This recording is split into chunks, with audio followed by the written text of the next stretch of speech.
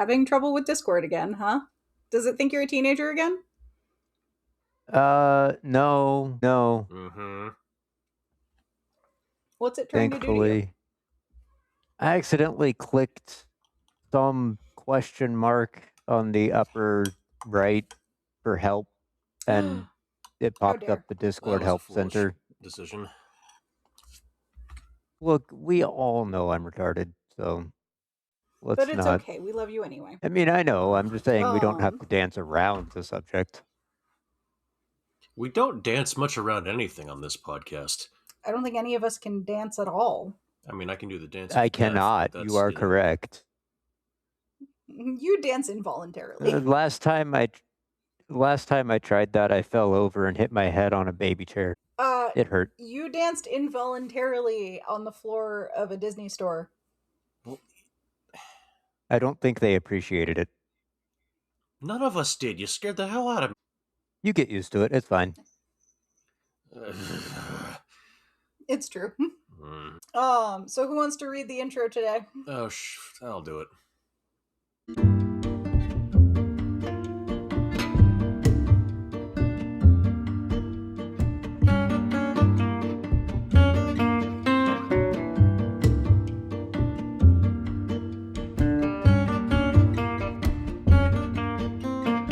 Welcome to Two Men and an English Major, the show where a woman with 2 literature degrees attempts to educate 2 clueless men about the stories everyone says they should read. Hello.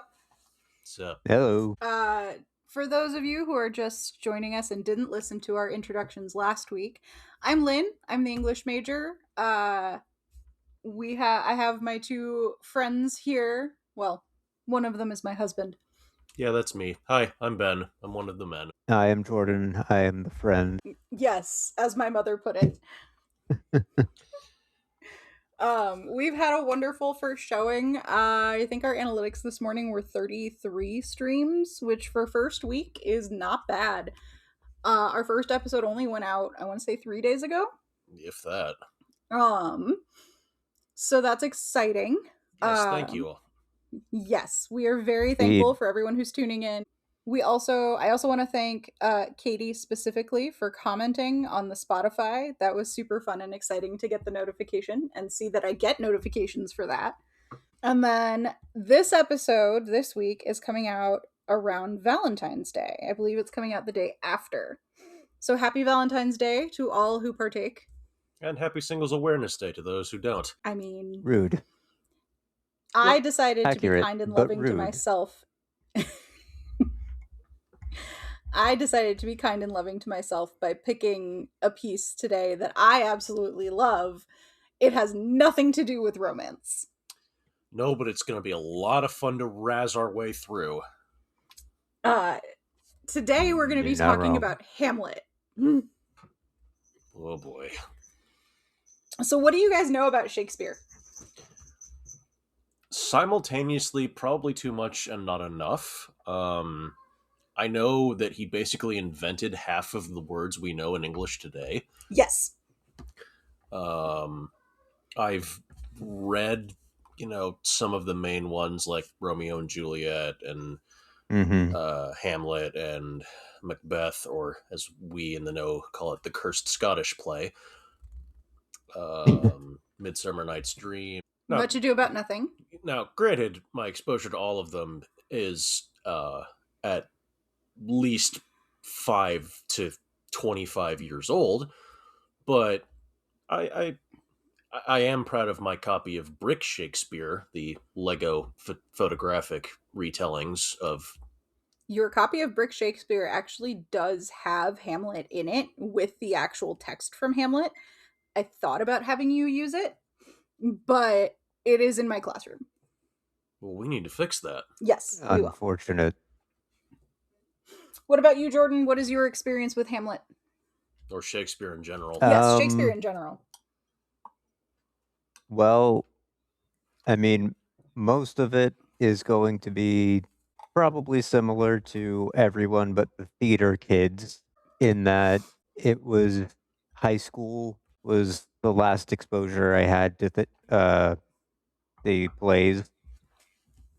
And outside of that, there's been, the occasional times I've seen the movies on TV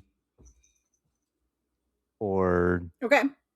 some such. In fact, just yesterday, kind of funny that we're doing Shakespeare today, and especially Hamlet, because I was watching the Mystery Science Theater channel on Samsung TV Plus, and Hamlet was one of the movies they were riffing yesterday. Which Hamlet? Which version?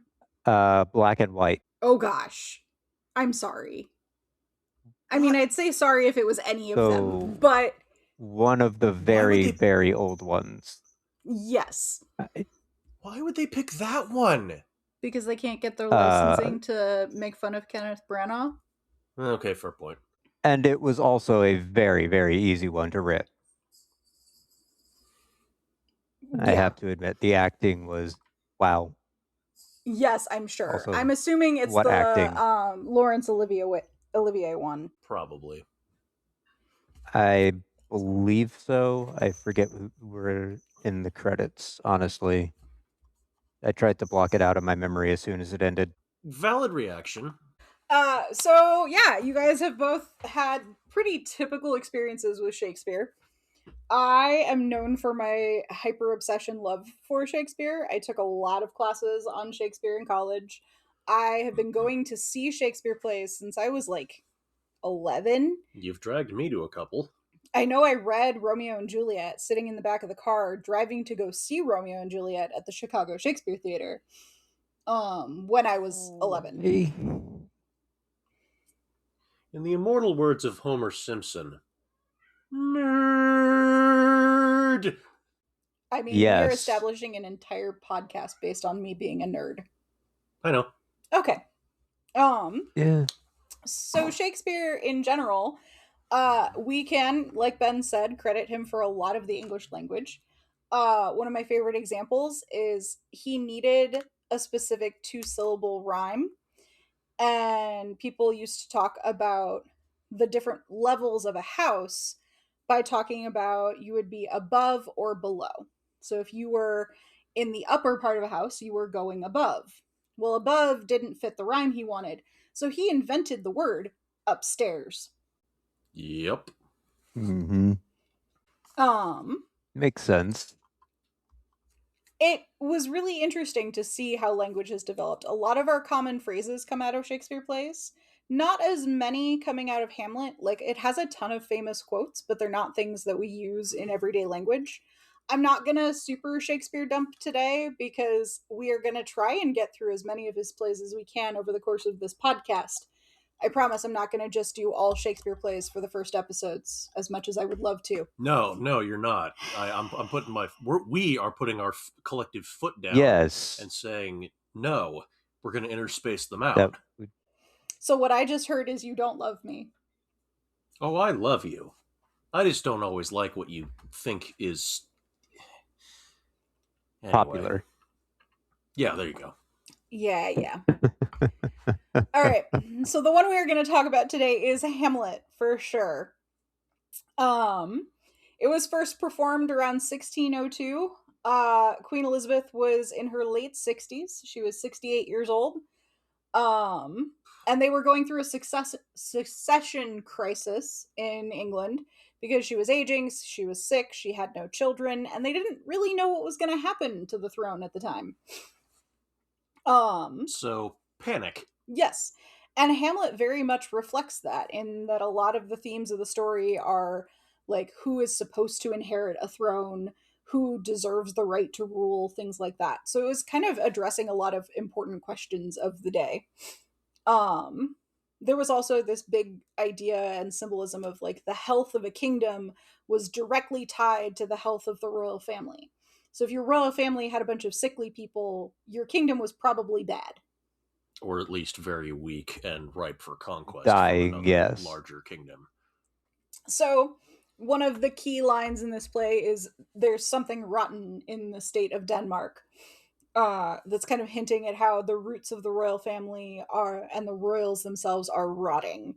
and the whole play is kind of about the erosion of the Danish royal family. Okay. It is known as a revenge tragedy. Why does that sound like a Fall Out Boy album title? We're gonna get several Fall Out Boy album titles throughout this summary. Oh boy. It's And Hamlet. songs from those albums. Oh yeah. So the typical plan or plot of a revenge tragedy is that the hero suffers a great wrong, and the plot is driven by their desire for revenge, and typically ends with the hero and the wrongdoer both dying at the end. How's that a tragedy, though? That doesn't sound like a tragedy. That just sounds like justice.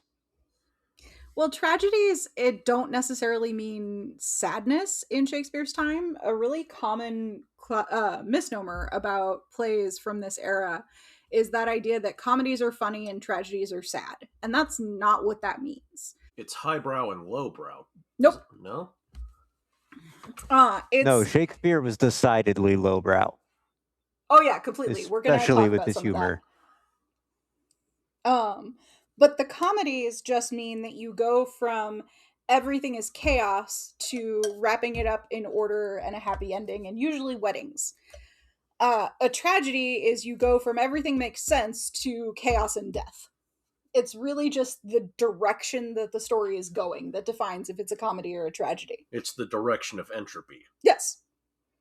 Okay. So if you're becoming more chaotic, you're a tragedy. If you're becoming less chaotic, you're a comedy. Interesting. Yep. I teach that to my students all the time. Learn something new every day. As you should. One of the ones that Hamlet is probably based on is a tragedy called The Spanish Tragedy by Thomas Kyd. It was the first revenge tragedy in the genre, at least that we know and is documented. It's only about 10 years older than Hamlet, but it has a ton of similar plot points. And plagiarism didn't really exist, so playwrights would often go see each other's work and then steal entire plot points. I mean, they say imitation is the sincerest form of flattery, so... I mean, basically still happens today. Oh, we imitate Shakespeare all the time. There is nothing new under the sun when it comes to stories. Yep. I'll get to that. Shakespeare, though, had to be extra because he is Shakespeare. And he decided to flip the genre around. So the genre has only existed for 10 years, but he said, I don't like how that works. I want to make social commentary about it. And of course he did. So none of the typical obstacles to the main character's revenge exist. Like, there's really nothing in the way of Hamlet getting his revenge. Except Hamlet. Yes, there's just existential crisis. Isn't that like the subline of this play? Like, entire play? Yes. An exercise in existential crisis. Boy, try saying that 5 times fast. I'm not going to. We're being recorded right now. Yeah. It kind of ruins the revenge tragedy trope as a genre by pointing out just how dumb the heroes usually are. So it's more parodical, I'd say, or satirical. In fact, Hamlet is a literal parody of the Revenger's Tragedy by Thomas Middleton, including some of the character names and locations. It's literally just the same thing, and Hamlet pointing out how dumb Middleton's characters were. Shakespeare always has to have the last word, doesn't he? Yeah. Sometimes literally. Mm-hmm. SparkNotes likes to explain things. I as a teacher, I have my issues with SparkNotes. I think it's an excellent tool for remembering and for finding some good questions about things. So you'll hear me reference them a few times. I think every tool and study tool is good in moderation. But please do not use us or SparkNotes to prep for a test. Oh, dear God, no. Definitely don't use us for test prep. Please, God. Yeah, no. I will not answer your essay questions. I definitely won't. You leave me the heck out of this. But SparkNotes says that movies like Kill Bill and John Wick share with Hamlet and the Revenger's Tragedy amoral heroes and complex revenge plots ending in comically gory action sequences. I mean, if that's not Kill Bill and John Wick, I don't know what is. It's definitely this. Yeah, well, definitely. So some important questions as we go through, like the big questions that this play asks. Can we believe the evidence of our eyes? Is revenge ever justified? And can we predict the consequences of our actions? Oh boy. So now, for anyone who is worried about spoilers on a several 100-year-old play, we are going to get into. I'm a little worried for you.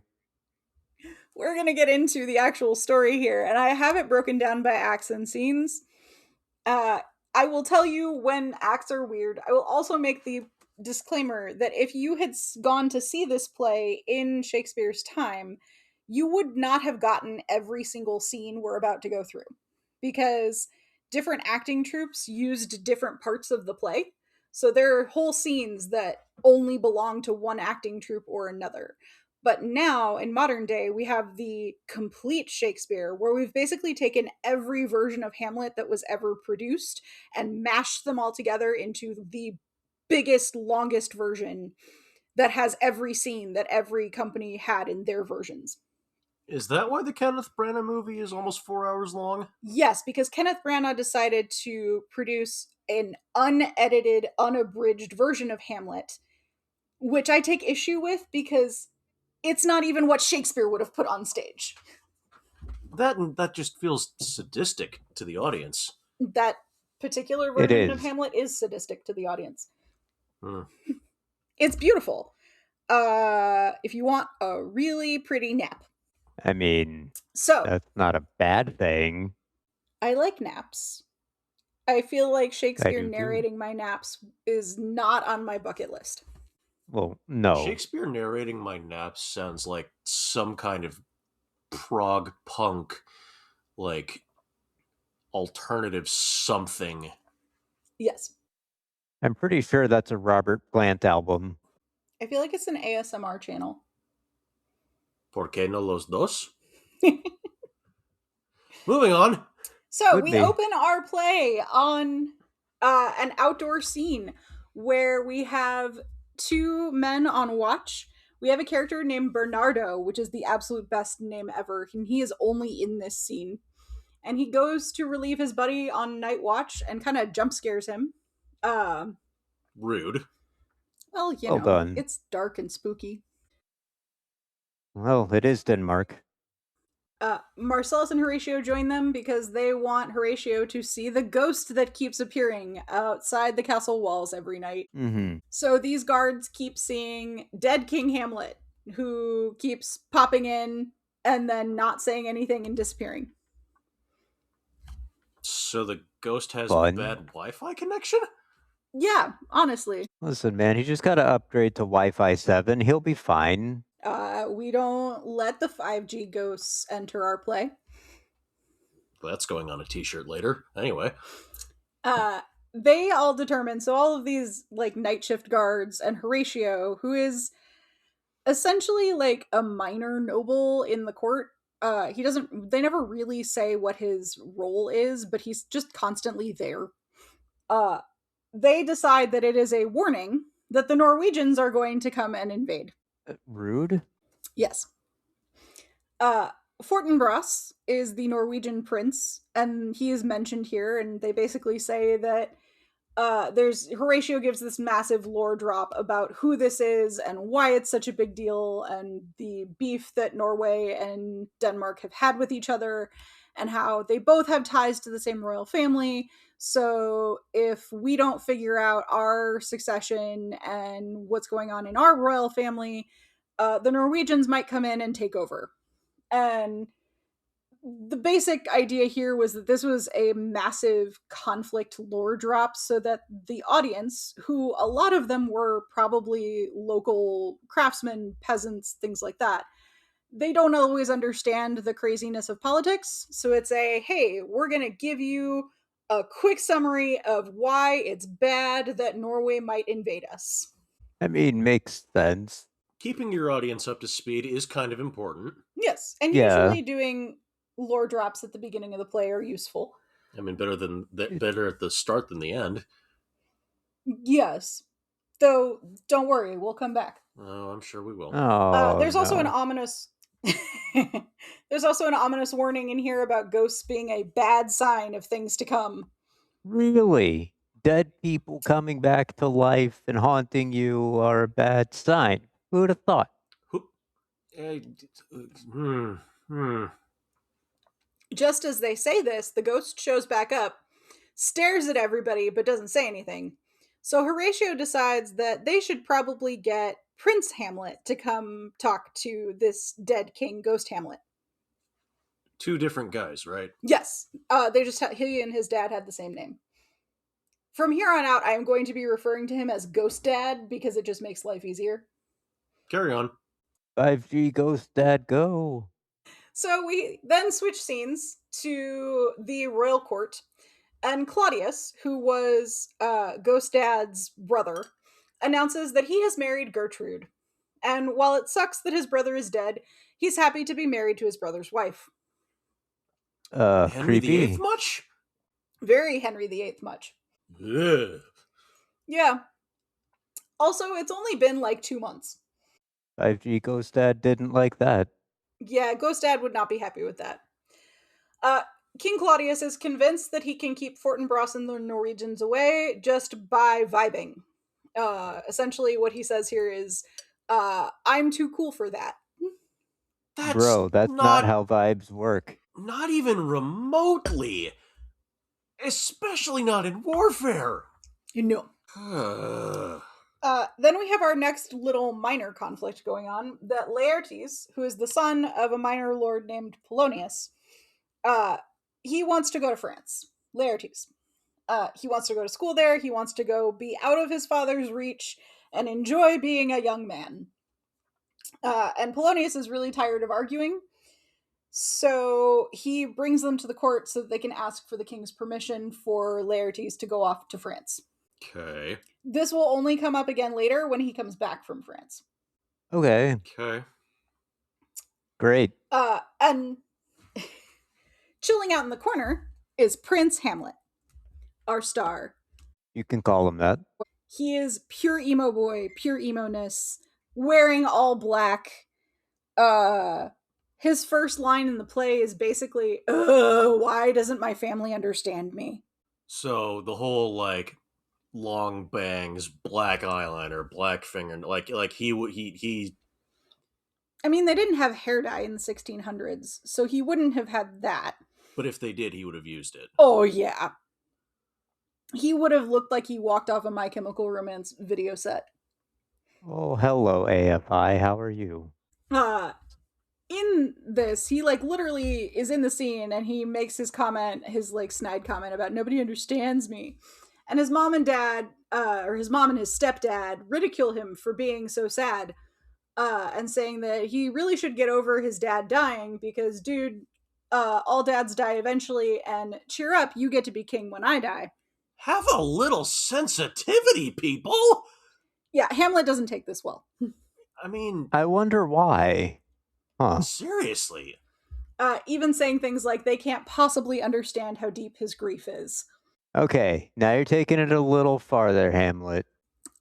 Did I mention that it has only been 2 months since his dad died? Valid, but how old is Hamlet?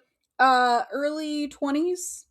Okay, so he's and being a royal, yeah, no, he's definitely still a teenager in his head. So, okay, no, this tracks. Well, teenager at best in his head. Yeah. I was trying to be nice. More like probably 11 or 12 in his head. I would put him at like 21 because he reminds me a lot of some college juniors that are like going through the existential crisis of what do I do with my life? What do you do with a BA in English? Shh, I host a podcast. That reference is going to come back to haunt me later. Yep. Gertrude, his mother, tells Hamlet that she doesn't want him to go back to school. He agrees. King Claudius celebrates. Hamlet says he wants to die. in a really over the top extra way. He says, "Oh, that this too sullied flesh would melt, thaw, and resolve itself into a dew." He just wants to dissolve into mist.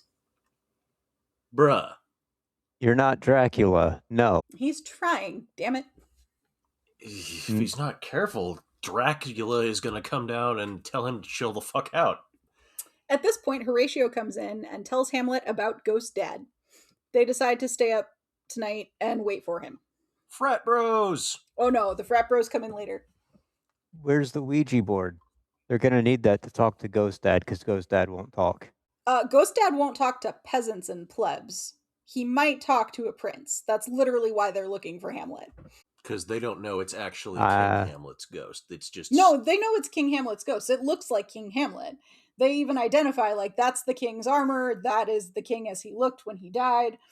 Let's go find his son, and maybe he'll talk to him. So he's just a stuck-up asshole of a ghost. Got it. Yes. Pretentious. As in death, as life. I mean, it is his right as a king. Is it, though?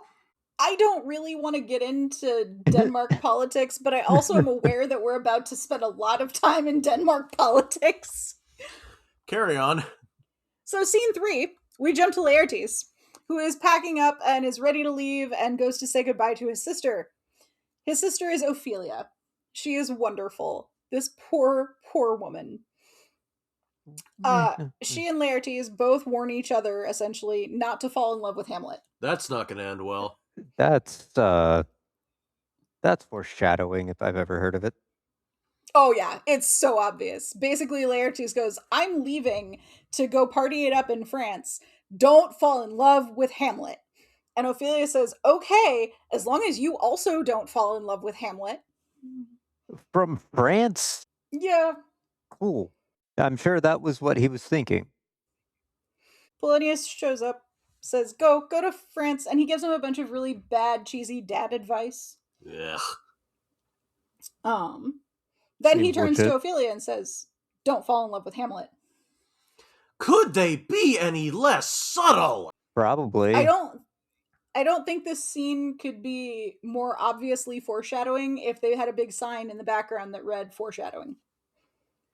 You could write the word. You could write the word foreshadowing on a 2x4 and beat someone in the head with it, and it still wouldn't come across as. Anyway. They could have Ophelia turn to the crowd and tell the crowd not to fall in love with Hamlet. I guarantee you, in some rendition, she did. Oh yeah, I'm sure. We will get to one of my favorite quotes from a song later when we find out the fate of Ophelia. But for now, we're going to have scene 4, where Hamlet and Horatio go up on a frozen wall to talk about life and wait for Ghost Dad. Awesome. Basically, they spend the whole time shit-talking Claudius because partying nobles who are too happy and spend all their time throwing parties make us good nobles look bad. I don't know if I'd consider you a good person, Hamlet, but okay. Good and nobility very seldom run together in the same sentence. I think that's kind of the irony of what Hamlet is saying, though. I mean, Shakespeare's kind of heavy-handed with the irony. A little bit. Before they can get too deep into this argument, though, Ghost Dad shows up and motions for Hamlet to follow him. Oh, yeah, that's good. Marcellus and the other guards basically point out how polite Ghost Dad is compared to Party Uncle. They really like throwing shade, don't they? Oh, yeah. Like, is it like the Denmark national pastime is just throwing shade? I think it's the Shakespeare national pastime. Definitely Shakespeare's national pastime. Because this was the only way you really could throw shade at nobility and royals. Without risking your life, yes. Horatio and Marcellus warn Hamlet not to follow Ghost Dad off a cliff into the ocean. Because we all know he would. Well, yeah, they're worried that he's going to follow this ghost and die. But that's what he wants. Let him. Play will be a lot shorter, at least. Hamlet basically says YOLO and follows Ghost Dad. Sweet. quite literally, Marcellus and Horatio try to physically hold him back, but Hamlet gets super extra and claims fate is calling him forth and threatens to stab anyone who will hold him back. Is that fate with a little trademark over the? Yes. Destiny. Fate. Yeah. Hmm. That most repugnant of reasons for doing stuff. Nice word usage. Even the blind squirrel gets a nut every once in a while.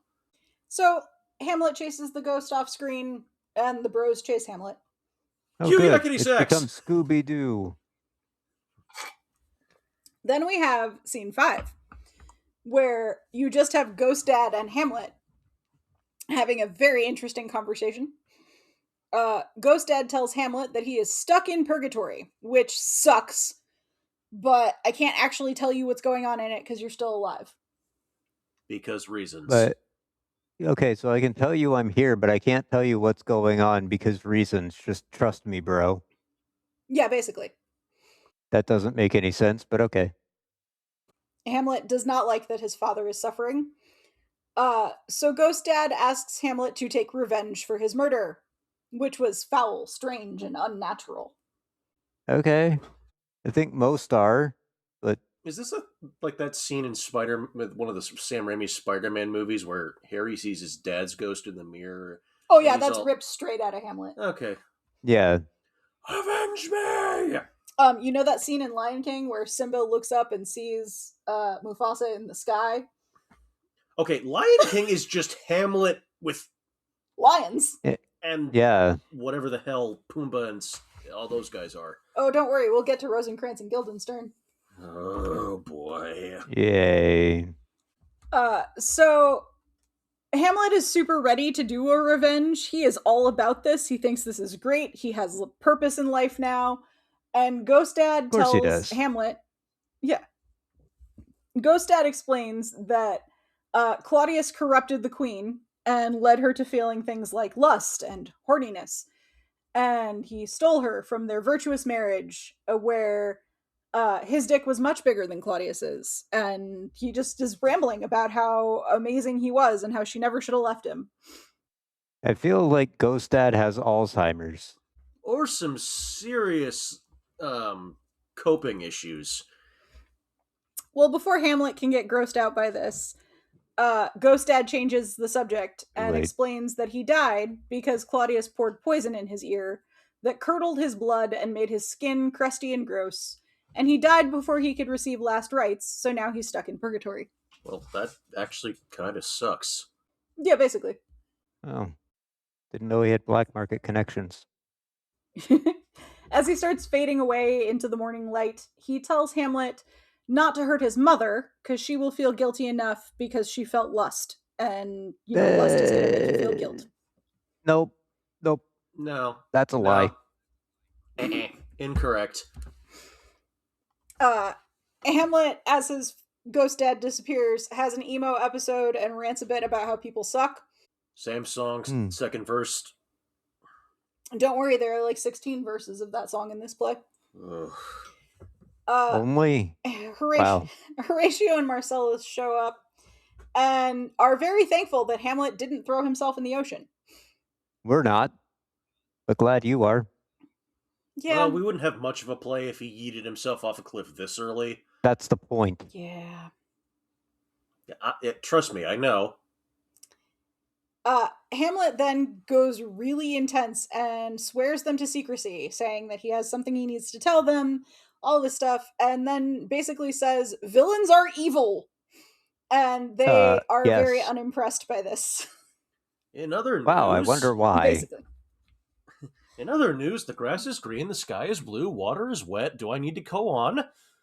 We're not getting into the water is wet argument here. You know what? Anyway. No, but it would have been a revelation for Hamlet. Yeah, apparently. Villains are evil, bro. When your IQ is lower than room temperature, a lot of things are revelations for you. I'm pretty sure he's in the negatives. Hamlet decides to save face of them not seeing this as some big revelation by saying he's going to go pray and they should leave him alone and not ever ask him again about the very real ghost dad they all just saw, and they should never say anything about this night ever again. Yeah, and then that'll happen.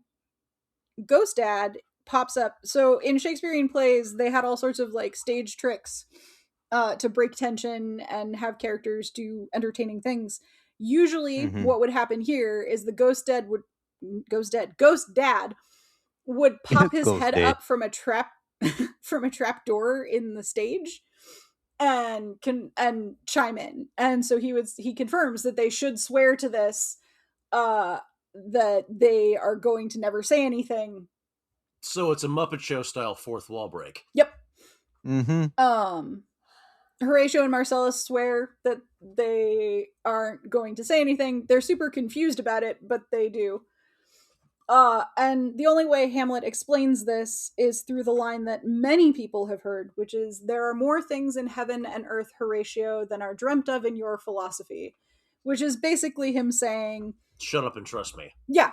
Mm-hmm.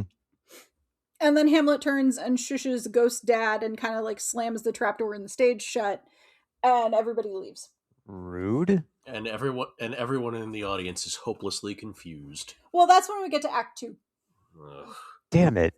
I thought they meant the entire audience left then. No. Nice try. Oh.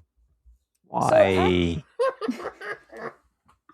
Act 2 opens on Polonius, and we get a little more about him. So he's this minor lord, he's got kids, and he's kind of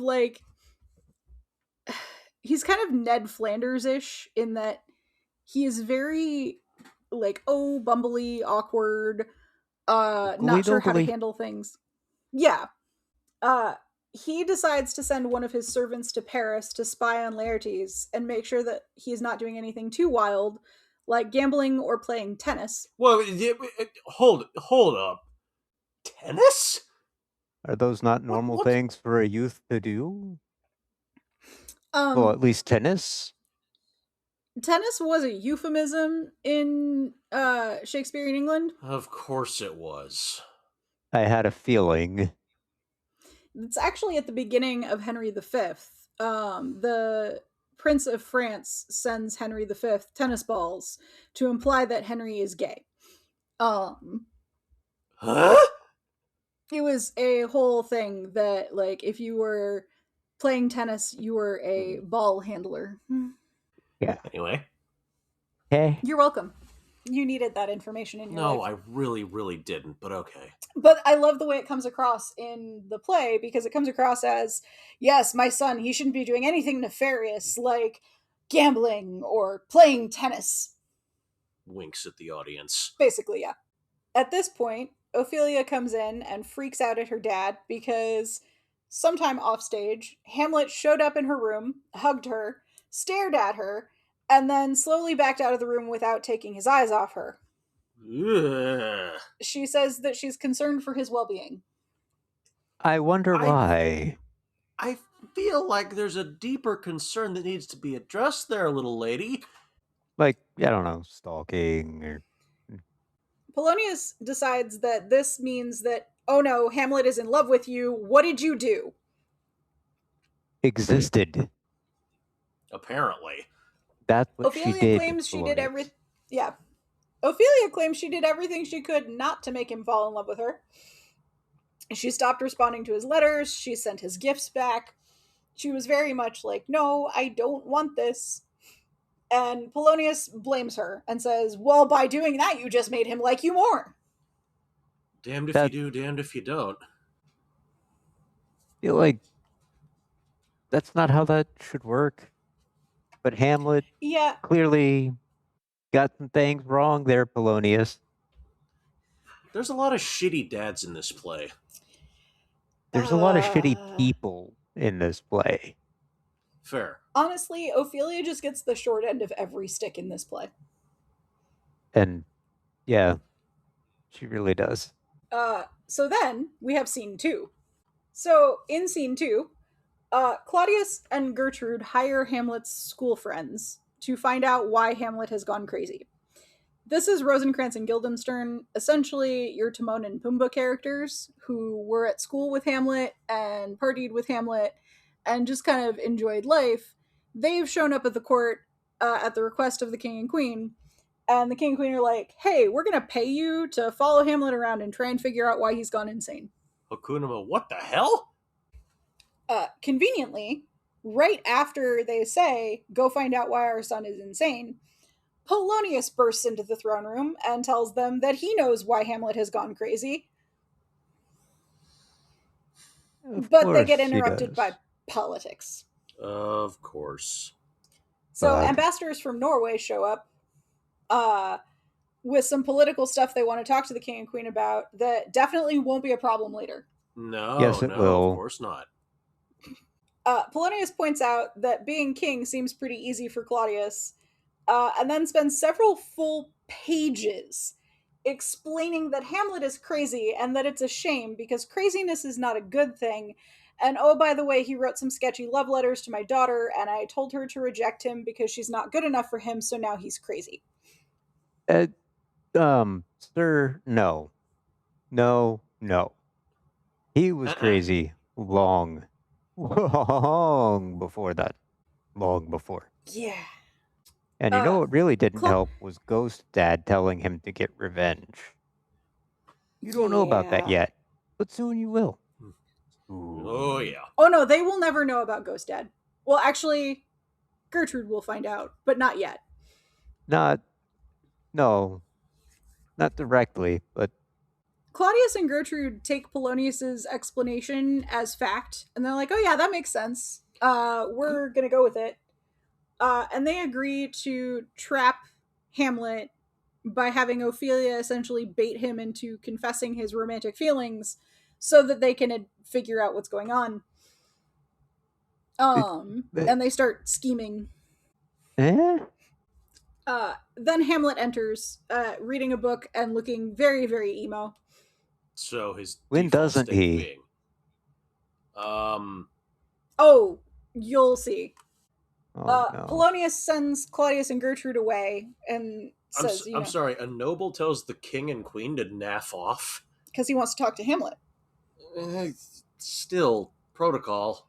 Hamlet is having none of this and starts babbling incoherently. This confirms Polonius' theory that he's crazy in love. We're just plain crazy. Makes sense. Because all he's doing is reading a book. Well, one of the constant questions of this play is Hamlet actually insane, or is he pretending to be insane so people won't suspect him of things? Oh, boy. And that really boils down to the actor. Because of course Shakespeare leaves it open-ended. Yeah, well, and the actor can decide if they want to play Hamlet as a hero or a villain. And if you're playing him as a crafty, smart hero, then he's pretending to be insane to throw everyone off his trail. If you're playing Hamlet as a tragic anti-hero villain type, he's actually having moments of incoherence. He's just plain batshit insane. Mm-hmm. Okay. Yeah. So Polonius exits, and the frat bros show up. Bros! Hamlet and his bros talk about how the world is a prison, and Hamlet figures out that they were sent to spy on him because they are not subtle or smart at all. Good job. Rosencrantz and Guildenstern are pure comic relief and nothing else. 100%. Okay. Hamlet then also gives a speech openly diagnosing himself with depression. Like, he literally, you could genius. Put this, it took you this long. You could put this speech and the DSM-5 diagnostic criteria next to each other and just check off all of the things. Every single red flag would go off. Yep. Okay. I did that within 5 seconds of meeting the guy. Yes, but he at least confirms it in his own words. Good for him, I guess. The frat bros try to come up with a plan to fix his depression, and their idea is that they should all go see a play that is conveniently coming into town and being acted by his favorite acting troupe. Yay. Woo? I mean, socializing helps with depression, but I don't think going to see a play would cure you. It's not going to make him less crazy. There's that. Well, they then have a very meta argument about how useful actors are. Glorious. In the middle of that argument, Polonius shows up and conveniently announces that the actors are here. Of course he does. Mhm. What timing? Hamlet then acts crazy again. And the actors show up and give some speeches and prove that they're good at acting. And everyone but Hamlet leaves. Hamlet then goes full emo at the audience, saying no one can feel as bad as him. He kicks himself for not really doing a revenge yet, decides to try and trick Claudius into confessing his crimes by watching a play about a usurper killing a king and marrying his wife. Because basically all of Shakespeare is retelling Greek tragedies, so when they reference a play within a play, they can just pull a random Greek tragedy that is the exact same plot of this play. Truly, there is nothing new under the sun. Nope. So that ends Act 2. 2 down, 3 to go. Yep. Act 3 starts with a massive family meeting that doesn't include Hamlet. So Claudius, Gertrude, Rosencrantz, Guildenstern, Ophelia, and Polonius have a gigantic intervention meeting about Hamlet being crazy. But that's not how interventions work. The person needs to be there. Look, they haven't perfected the art of intervention yet. Clearly. They decide that seeing a play will make Hamlet feel better. No. So then the frat bros leave, and it is time for them to try and trick Hamlet into confessing his love for Ophelia. Is it really a trick, though? Gertrude says that she really hopes all of this is because Hamlet is crazy in love, because Ophelia seems like a stand-up gal who could fix him. Oh, for God's sake. Nothing can fix that boy. Yeah. The fact that his own mother is basically trying to catfish him by proxy. Yep. Man, no wonder this guy has issues. I do not blame Hamlet for his insanity. Who else do you blame? Literally everyone else in this play. Pretty much, actually. No, I'm with her on this one. I don't think everyone else drove him crazy. I think they just brought it out of him. Help. So Claudius and Polonius hide. What, like just duck behind a tapestry? Literally, they hide behind a curtain to watch. With like boots sticking out. Yes. Like the whole comedy bit. Yes. There is way more comedy in this play than people give it credit for. Yeah. Ophelia pretends to read scripture while waiting for Hamlet to come in. Gotta appease the church. Oh, yes, of course. This is where Hamlet gives the famous speech. Oh, is this where we get the to be or not to be? Yes. So he walks in and gives this speech without any prompting. Just goes full orator and... Yep. To be or not to be, whether 'tis nobler, to suffer the slings and arrows. Yeah, that whole thing. Uninterrupted, not noticing anybody else on stage usually.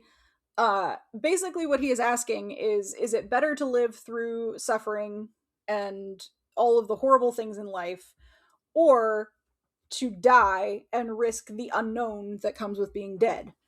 The way he ends it is basically by questioning who would put up with life if dying was really a better thing. And fear makes us all stop acting on our thoughts. Like, we all have ideas and thoughts, but fear is what keeps us from acting on them. And then he realizes Ophelia is here.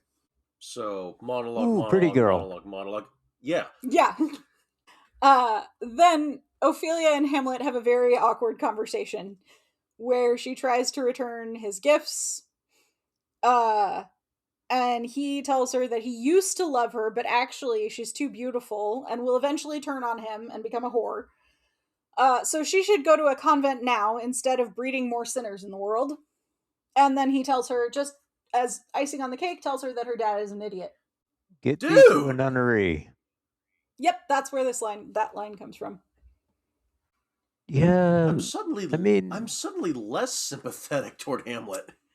Well, again, if you think that he is pretending for the sake of the people around him, it kind of makes sense, because if she's associated with him and then he does a regicide, she could be implicated. So he's trying to distance himself. But if he's just being an asshole, which also very possible. Yes. Ophelia is extremely confused by this. She's upset too by this personality switch from being noble, loving, intelligent, honorable, writing her poetry, all of those things, to suddenly being an insulting asshole. just a massive pillock. Yeah. There's a Shakespeare word for you. Claudius, from behind the curtain, makes a split-second decision that to cure Hamlet of being an asshole, they're going to send him to England. That is not the right place to send him. No, that's just going to backfire even harder. That's going to make it worse. They will make those same jokes later in the play. I'm sure. Polonius requests that before they send Hamlet to England, he needs to go tell his mother about his feelings first. And then they have this beautiful line that I think applies even to this day, which is, madness in great ones must not unwatched go. Which is basically... Yeah, you don't want them turning into elder ones. Well, when people in power seem to be acting crazy, or when your nobility is acting crazy, you should keep an eye on that. Mm-hmm. That's going to date this episode a little bit. You said that in the last episode, too. Well, creature of habit. We live in a world where people in power do go crazy sometimes. Power corrupts. Absolute power corrupts absolutely. Yes. So then we get to scene 2. Oh boy. Where Hamlet gives acting tips to professional actors. Bit pretentious, but all right. Then he gives emotional stability advice to his emotionally stable friends. Really laying the irony on crazy, thick there, but okay. Bill Shakespeare.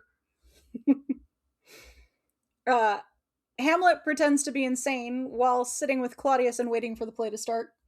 That's not pretending, Claudius. Well, right before the play starts, his entire personality switches again, and he becomes super flirty with Ophelia. Like, openly offering to screw her in the theater. Well, dude. Ophelia is rightfully baffled. Seriously? Like, pick a lane, dude.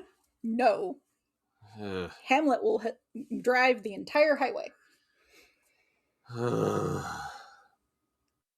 But is she offended? Oh, yes. She's confused, offended, all the things. Probably would have slapped him if he hadn't been royalty. Yeah. The play happens. A king is murdered.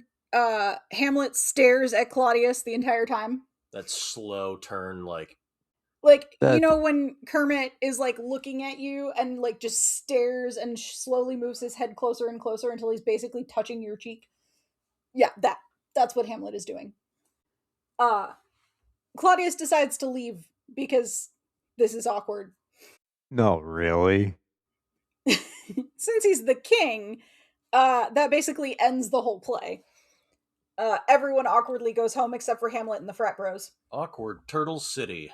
Hamlet and the Frat Bros. That's definitely a band somewhere. I would play in that band. I know you would. That's the problem. Just am I Hamlet or the Frat Bros? No, you're just the lead vocalist. Hamlet acts crazy to keep him guessing, you know. Yeah, of course. It's gonna make me crazy if this keeps going. His mom has told the Frat Bros that she wants to see him and is apparently upset about his craziness, so he agrees to go talk to her. Oh dear. And then we have a new scene. Thank God. In the new scene, Claudius tells the Frat Bros to take Hamlet to England because he is becoming too crazy for his own good. Hamlet's good or Claudius's? Everyone's. What's this becoming? He's been too crazy. Look, Claudius is a little slow on the uptake. Yes, Claudius is very slow on the uptake. Claudius also decides that now is the time to pray for forgiveness and confess his sin of murder. Wow. Took you long enough, bud. Conveniently, Hamlet overhears this. And there's a lot of convenience in this act. Like, man. And so, Hamlet hears him confess and has the perfect opportunity to do the revenge his dad asked him to do. And talks himself out of it. Why? Oh, because it's only Act 3. He decides that if he were to kill Claudius now, since he just confessed and was in prayer, he would go to heaven. And that's not revenge. He needs to kill him when he still has sins piled up so that he goes to purgatory. But sir, that's not how any of this works. I didn't even grow up Catholic, and I know that that's not how that works. Also, this is Church of England, not Catholics. Very different. Okay, it's Catholic light.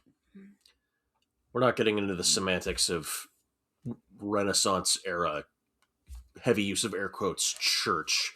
Just know, that was his reasoning for not killing Claudius then and there. I can see like a minute, really backwards, twisted way of how he got there, but he's still an idiot. We are going to kill someone, though, in the next scene. Yay! Oh, great.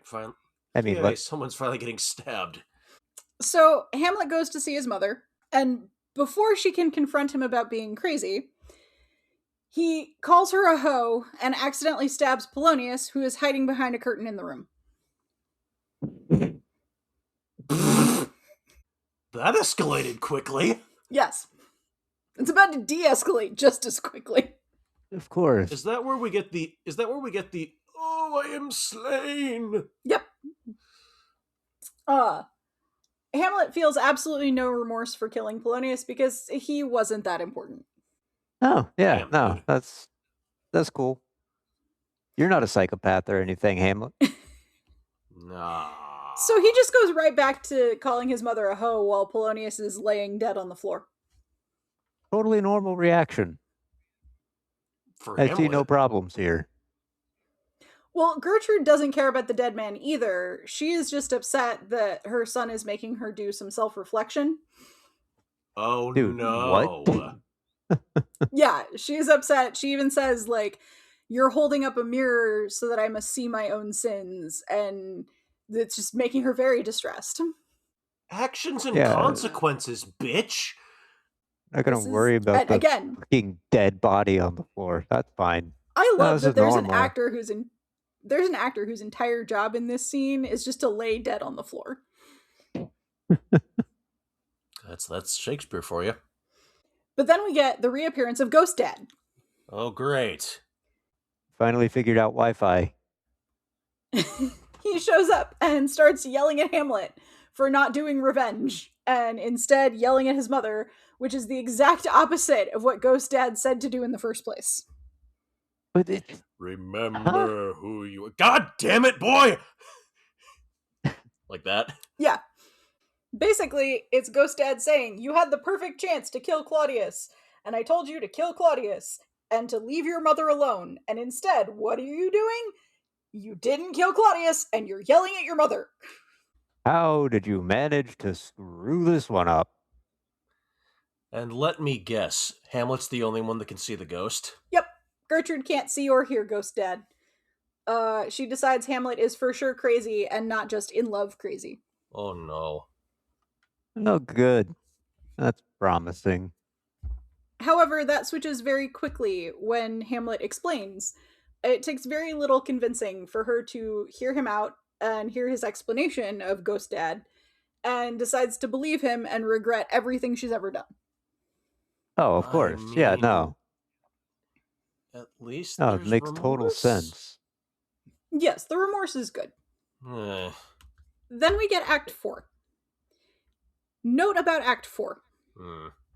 Act 4 is where the majority of the mishmash of scenes that different companies did are.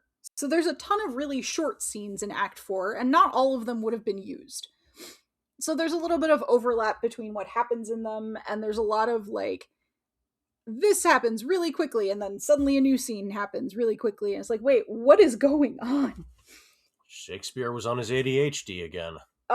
There are 7 scenes in Act 4, and that is very rare in a Shakespeare play. Yeah, you probably only had about 3 of these actually staged, Hmm. but I have all 7 of them noted. Whirlwind tour. So scene 1, Gertrude, Claudius, and the frat bros talk about how insane Hamlet is. Gertrude explains that he stabbed Polonius by accident and is busy cleaning up the body. Everyone agrees that England will kill the stabbity insanity. No, it won't! Press an X to doubt on that one. It's too close to Scotland! Then you have scene 2. And Hamlet Ireland. comes back from burying the body. The frat bros confront him, saying they want to know where he hid the body. He tells them that they're suck-ups and he doesn't care, and then he goes to see the king. Okay. Okay. Then you have scene 3, where Claudius tries to get Hamlet to tell him where the body is. Hamlet acts crazy.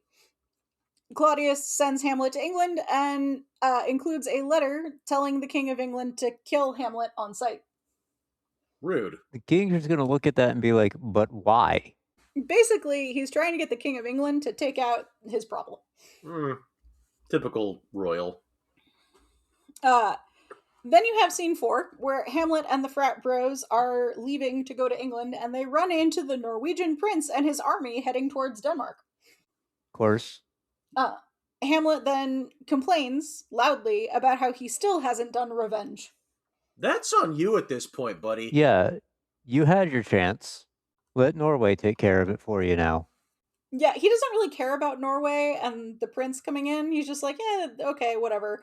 I'm going to keep heading off to England, and man, I really should have done revenge while I had the chance. Again. Then we have scene 5. Scene 5, a random messenger is insisting that Ophelia wants to speak to Gertrude. Rando Cardrician? Sure. Gertrude doesn't want to talk to her. However, Rando explains that Ophelia has taken a turn for the crazy. Oh no, it's contagious. So Gertrude gives in and agrees to see her. Ophelia sings a song full of foreshadowing and gloom and symbolism to the queen. That poor fourth wall. Yeah. Is it Welcome to the Black Parade? I wish. I mean, in the modern adaptation, probably. No one takes her seriously because she is clearly insane. And this is where my favorite line from a song that I think came out last year.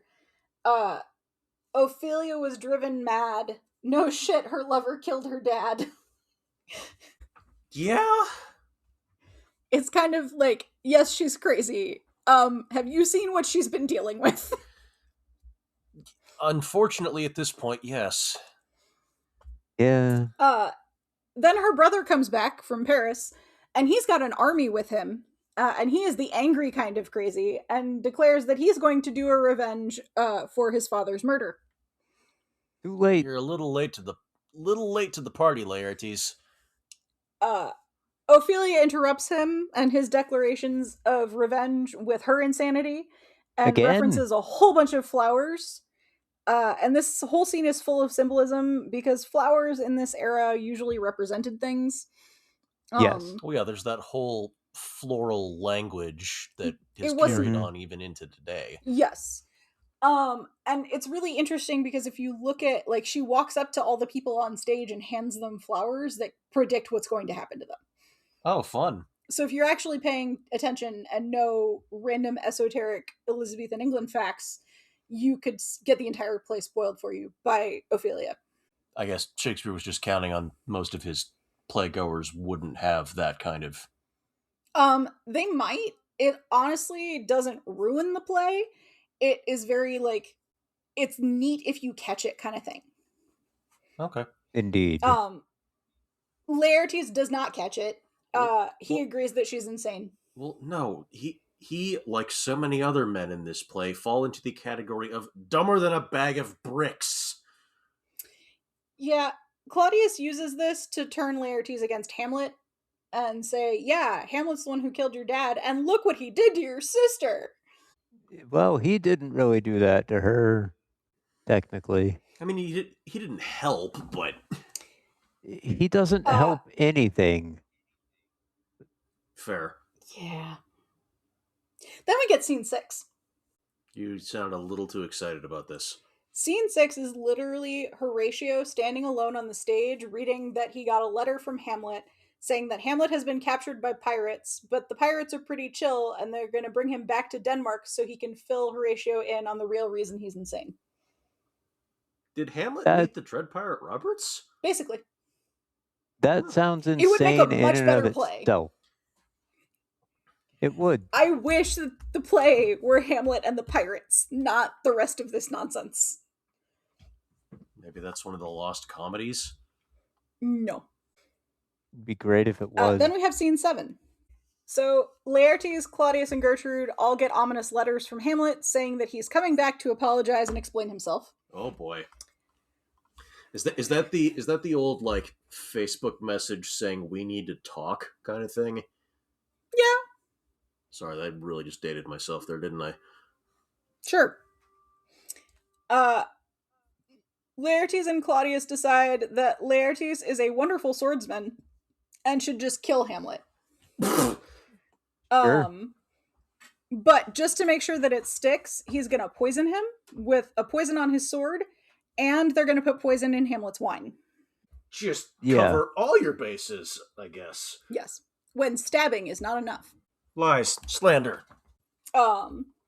Gertrude decides to kill this plotty vibe by explaining that, unfortunately, Ophelia walked into a lake and drowned. Well, that's that's fun. Bit of a buzzkill, that. Yeah. So, the idea and the explanation behind this is that she went so crazy that she decided to kill herself off screen. This is not the only Shakespeare character that kills themselves off screen. It happens weirdly often and usually with female leads. So there's kind of this whole thing about in Shakespearean tragedies, the female characters are not made to survive them. Bit misogynistic, but all right. Well, but if you put Ophelia in one of his comedies, like any of his comedies, she'd come out on top. Oh, 100%. She's brilliant. But because she's in a tragedy, she has to die. Yes. I wrote one of my undergrad papers on this as like one of my final capstone pieces, and my teacher was floored. She thought it was brilliant. Look, Shakespeare, feminism, you can woo any English department by talking about these things. Good to know. Never gonna happen. You already wooed the English department. Damn, she's got me there. So Laertes, having heard that his sister is dead, decides to go cry about it. Understandable reaction. Yeah. Yes, we will accept this. One of the only reasonable reactions is an entire damn play. So now we are in the final act, and it only has 2 scenes, but they are fairly long. Oh boy. Act 5, Scene 1 is at a graveyard. And this is one of the scenes that is the most heavily, like, featured. Like, this is what ends up on all the cover art and the posters. It's Hamlet holding the skull and all of that. But before we get that, we get the comedic gravediggers. Oh no. Who open this scene by arguing over whether or not walking into a lake it actually counts as suicide. What? I'd say so. Well, there's this whole thing in the Catholic Church and in Church of England that if you kill yourself, you can't be buried in a church graveyard. But they are digging a grave for Ophelia in the church graveyard. So they're like trying to figure out, wait a second, so did she not actually kill herself? Because she shouldn't be buried here if she killed herself. But she did also drown. So, like, what happened? Does it count? Who bribed the church to let us bury her here? And it's very heavily implied that the royal family bribed the church to let them bury her here. As royals are wont to do. Hamlet and Horatio show up while one of the gravediggers is singing. And they debate whether or not that's appropriate. Did we just suddenly fall into Repo the Genetic Opera? It's Sounds more like that it. he's singing and enjoying his job, and they're like, wait a second, somebody who digs graves shouldn't be enjoying what they do. But all men are supposed to enjoy working, so what is appropriate here? I got nothing. Uh, Hamlet is also upset that the gravedigger is not really being nice to the skulls he's finding as he's digging a grave. Uh, and the gravedigger in the background is actively juggling said skulls and singing about death. Damn, dude. Okay. I can kind of see being a little pissed at the latter. Yeah. Yeah. This is also where we get the alas poor Yorick. Um, because Yorick was the king's jester. And as we learned last Mm-hmm. week, jesters were the only people who could tell kings when they were being dumb. Yes. So the fact that the king's jester is dead and is a skull means that it's again heavily implied that without this jester, that's what led this kingdom to falling, because no one was calling the king and queen and the royals out on their nonsense. It's always the funny guy that gets hurt. Well, but it's the funny guy who's necessary to keep the politicians in line. Yes. Then they have a whole bunch of puns about lying. My eyes rolled any harder, they might have spun out of my head there. I also love the gravedigger and how literal he is here, because they ask, like, who are you digging the grave for? He says, a dead person. And they're like, a man or a woman? And he goes, one who used to be a woman, but rest her soul, she's dead. Little thick, this one, I think.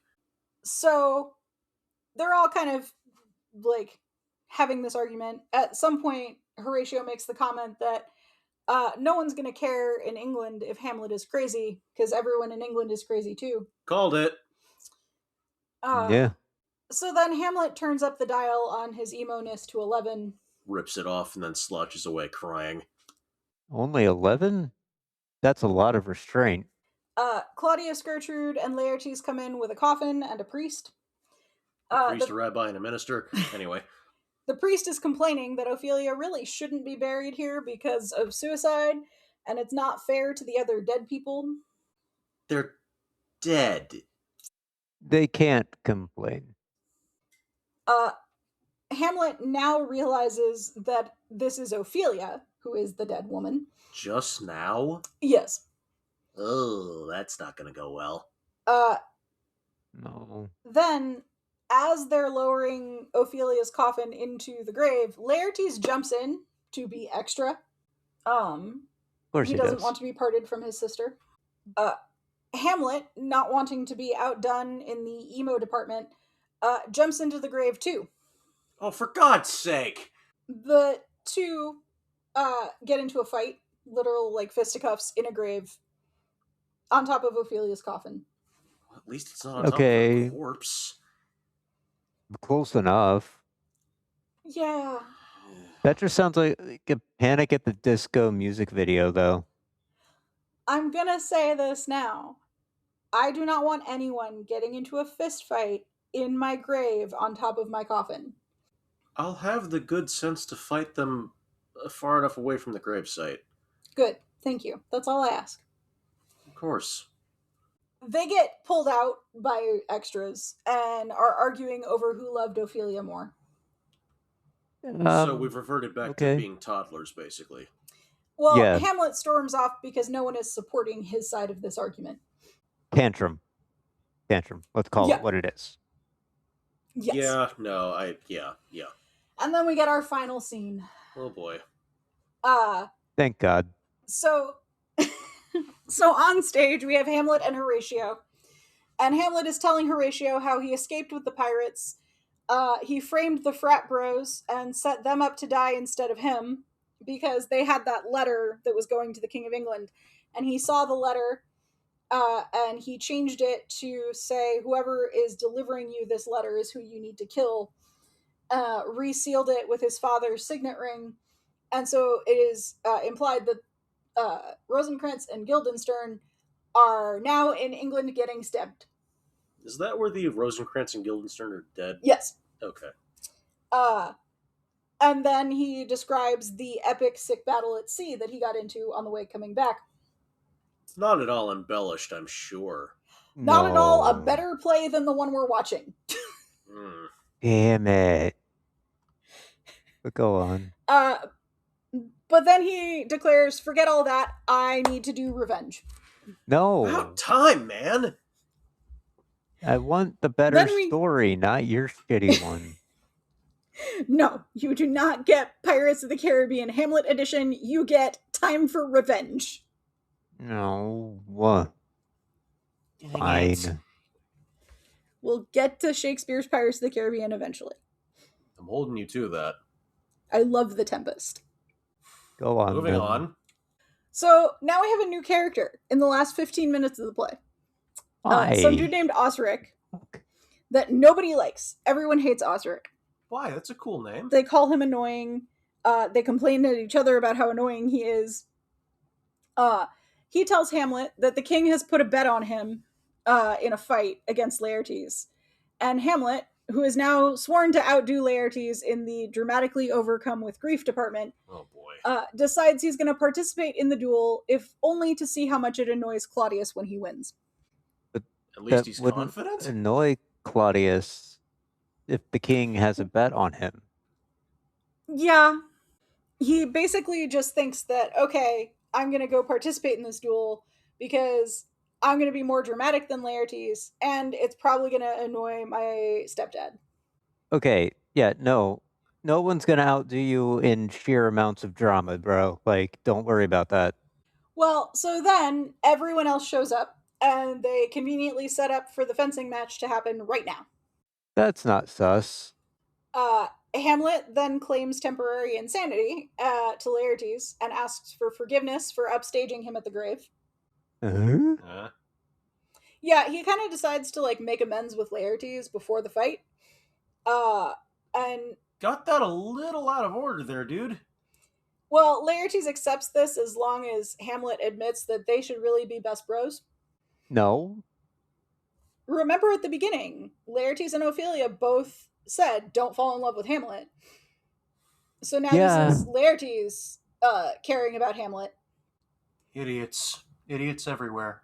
Hamlet agrees to be besties. I knew it. I'm surrounded by assholes. Yep. Then they get rapiers and start a duel. The rules of this duel are extremely unclear. We don't know if it's first blood or if it's actual murder. I'm not 100% sure. No one really is. It's just that literally in the stage directions, they are sword fighting and very into it. My inner medieval reenactment nerd is crying. It's okay. All of us are crying.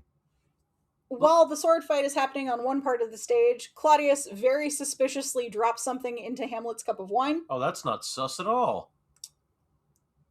And then during a pause in combat, Gertrude gets up to go wipe Hamlet's forehead, give him some encouragement, and she takes a sip from his cup of wine that is not at all poisoned. No, not at all. So then Laertes and Hamlet go back to fighting. Laertes draws blood, and they end up somehow swapping swords. I don't know if they got dropped, or it really all depends on your stage manager what happens, but they swap swords, and then Hamlet draws blood. So now they're both gonna die. Claudius kind of sees the impending death count and tries to stop the fight. Then Gertrude collapses, then Laertes collapses, and really all of these poisons have different timing to them based on sheer convenience. Narrative convenience, that old chestnut. Clearly, because Laertes and Hamlet's poison should have the same timing. It does not. I know, I'm saying it should, because they're on the same blade. Mm-hmm. Gertrude then dies while conveniently telling everyone she's been poisoned. Pretty standard. Hamlet freaks out. Oh, just now. Took you long enough. Then go off. Then Laertes, who is collapsed on the floor, tells Hamlet that he was the one who poisoned them and explains that his sword has poison on it and Hamlet's gonna die. So Hamlet decides that, well, I guess if I've got a timer going now, I have to get this revenge thing done. So he comes to the conclusion that now is the time to stab Claudius, and then to be extra sure he dies, he forces Claudius to drink the rest of the poisoned wine. Sir, you are among the dullest of the dull. Well, then you have the fact that, like, in the order of death, the next person to die should be Hamlet, and then Laertes, based on stabbing order. But instead, it's Claudius. Claudius just kicks it. We're done with him. Great. Good. Awesome. Woo. Fantastic. So then Laertes admits that Claudius was the real mastermind behind everything, and then he dies. Yay. Fantastic. That much closer to the play ending. Hamlet, being full of main character energy, starts complaining that he is dying, and he tells Horatio that Horatio needs to stay alive and tell his story because people need to hear it. No, we don't. No. Nor do we want to. Then Osric the Annoying tells everybody that Fortinbras and the Norwegians are here with English ambassadors. Oh, shit. Good timing. Yeah, so that whole impending Norwegian army has finally showed up. The Chekhov's gun, as it were. Yes. So I love that in Hamlet's last speech, like, it's all dramatic and very poignant and everything, but it's basically, I don't want to deal with the politics, and I don't want to talk to the ambassadors or this Norwegian guy, so I'm going to die now before anybody gets inside. Horatio, Fortinbras can have the Danish crown if he wants it. Okay. You know what? I'm just going to come out and say it. Hamlet is more of a little bitch and more extra than Anakin Skywalker. You're just now figuring that out? I didn't think it was possible. Oh, Anakin is based on. Oh god, that tracks. Everything goes back to Shakespeare. Damn it! I hate when she does that. I'm sorry. No, you're not. Don't lie to me. So, to end the play... It's just a pile of corpses. Yes, and Fortinbras, Horatio, and everybody else kind of stare at the dead bodies and declare, well, that kind of sucks. Time to hand Denmark over to the Norwegians and see if they can do a better job. And scene. Can. Yep. So, that was Hamlet. No, that was torture. I ain't gonna argue with him. I will say it is the longest of Shakespeare's plays, so any others we go through, it will not be quite as long. Much as with Alice in Wonderland in episode 1, I feel both smarter and stupider at the same time. I just feel worn out. It is exhausting. But I managed to tell that story in, what, an hour and a half? Instead of the 4 hours it took Kenneth Branagh? Just under an hour and a half, actually. Well, okay, but we didn't actually, try to perform the play. There is not enough money on God's green earth. I never said we should. Good, No. because we ain't. I will only stage it if I get to be Hamlet and Ben gets to be Ophelia. Hard pass. Then I can sword fight Jordan. No. You'd have to... Don't you want to be Laertes? We could have a fist fight in Ben's grave. No. I'm deeply uncomfortable right now. Next week, we're going to talk about The Great Gatsby. Oh, good. Another happy book. Darn, I've already used up my one F-bomb for the episode. Thank you everyone who stuck around and listened to this. I hope you learned something, or even if you didn't learn anything, I hope you enjoyed hearing about Hamlet. Abridged. We really appreciate everyone who has been listening and who is following us. We are so excited to keep going with this podcast, and I look forward to next week. Feel free to email us with book requests or suggestions at englishmajorpod@gmail.com. You can find us on YouTube, Spotify, Apple Podcasts, Amazon, and a couple others as well. Pretty much anywhere you can find a podcast at this point. We try to cast a wide net. Please like, comment, share, and thank you all for listening. And we will see you in the next episode. See you around.